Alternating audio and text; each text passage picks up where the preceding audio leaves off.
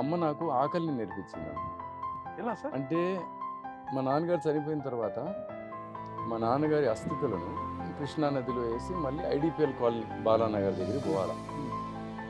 అక్కడ పోతుంటే ఇక వచ్చినాము, సిటీ దరిదాపుల్లో వచ్చినాము, కారులో వస్తున్నాము. మా అమ్మని అప్పటికే నేను 2-3 సార్లు అమ్మ నాకు ఆకలేస్తుంది, అమ్మ నాకు ఆకలేస్తుంది.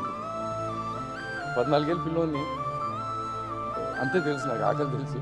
చెబితే సరిగ్గా ఇంటికి వచ్చిన తర్వాత కారు తలుపు తీస్తున్నప్పుడు కూడా మళ్ళీ ఇంకోసారి అడిగినా మా అమ్మని, అమ్మ ఆకలి అంటే. ఆమె ఒక నిమిషం ఆగిందమ్మ. ఆమె ఆగి నాకు చెప్పిందమ్మ, ఇంట్లో అన్నం ఉందని తెలిసి కూడా నువ్వు ఆకలి ఆకలి అంటున్నావు.